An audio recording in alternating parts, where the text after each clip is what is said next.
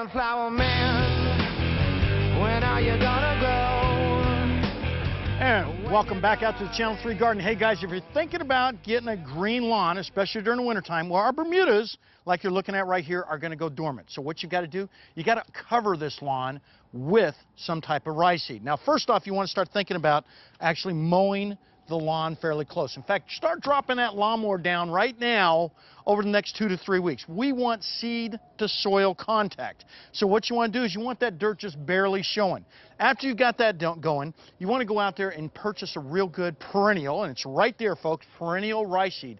This stuff does a very good job on making sure you don't have to mow as much, you don't have to water as much, and it does a real good job on covering too. And you can see it right here.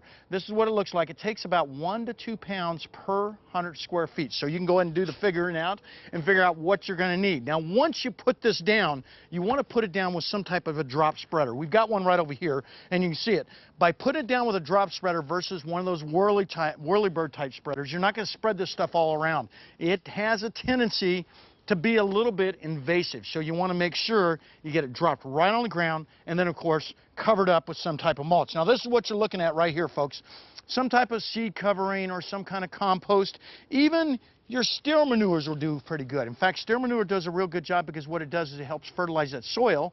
And you see all these adjacent trees that we've got all around our garden. Bobby, you can kind of go up, but it helps fertilize all those adjacent trees. So a lot of times by utilizing something like a steer manure, you're going a long ways on getting that fall fertilization. It's so important to do this time of year. Now, if you don't have a lawn, go ahead and spread it around those trees too. Now, of course, last but not least, once we get it down, we need to go ahead and make sure we're watering. So we're going to be watering about 2 to 3 times a week. And by watering, you're going to go ahead and get that starting to germinate and starting to come up. Once it's up about 2 inches, start your mowing up, and then you're on your way. Now, what you got to do, last but not least, you've got to use a winter time of fertilizer. So when you use that, you want to look something like this, and it says ammonium nitrate right there. Ammonium nitrate is very critical to use during the winter. Our other types of fertilizers don't work very well, especially during the winter time, but you should be off to a nice looking winter lawn. We've had some real cool temperatures and, of course, a lot of rain, and that brings on a lot of problems in the garden, especially at our Channel 3 garden, what you're at right now. And what we're doing right now, we're putting in a little bit of rye seed. In fact, this damp soil really lends itself to this rye seed, and, of course, those cool temperatures. Something else you're going to see is you're going to see a lot of broken branches, especially with those high storms. We've got some out here in our garden. So what you want to do is go out there and start thinking about trimming. Now, here's something you need to keep in mind. When you're trimming, look for what we call a branch collar. And you see that little collar right there? This is the branch collar. This is what basically seals any type of bad pathogenic, that's the organisms that are going to get in and really attack this tree. So you want to make sure that you leave a little bit of stub and you do not flush cut on any of those branches that may be torn or ripped off the tree, especially from those high winds. Once you get those off, put a little bit of hydrogen peroxide. It's an oxidizer. It helps out drying out that branch, which really helps out with cleaning up that branch and really making it so that wound heals. Some of the wound that you would actually treat right on your own home, right on your own arm or leg or whatever else you got. So just spraying it on there just like this, and you're on your way towards a nice healthy tree. Some other things you want to take care of, you want to make sure that all those containers are empty of any type of water. In fact, a small container with just a little bit of water is going to go a long ways towards bringing on those mosquitoes. Using something like we've talked about before, the BTI, Bacillus thuringiensis rhamnosus, say that 3 times.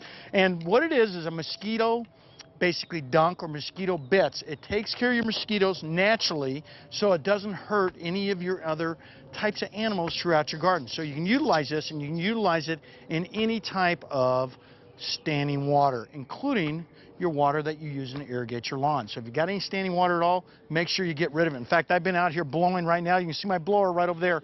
Blowing that water or actually moving it around and getting it so it's drained, you're going to make it so you're on your way towards really cleaning up a lot of that mosquito larvae. Some other things you want to do, well, taking care of those weeds. You can see some small weeds coming up right here.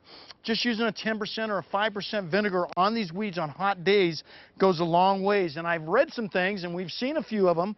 These caterpillars that are invading the valley, if you got a lot of those and they're a big infestation, there's something called Thuricide out there. Again, all natural, real easy to get rid of those guys, especially out here in our desert climate, and it doesn't upset the environment. Another thing you're going to see is some fungal type problems, and these fungal type problems manifest themselves with this high humidity. And this high humidity is brought on basically with this wet weather. Well, A little bit of cornmeal tea will go a long way. So you can just mix a little bit of cornmeal up in a little bit of water, spraying it around your garden, and you're going to be on your way towards taking care of those fungal type problems, especially those situations you see in your lawn areas. Last but not least, get out there and take care of those insects, and you want to use a little bit of what we call food grade diatomaceous earth. And basically an insect that actually travels through this, and you don't have to put much down. It will cut that waxy exoskeleton, killing the insect naturally, and you're going to be on your way towards a nice, healthy, safe, organic garden.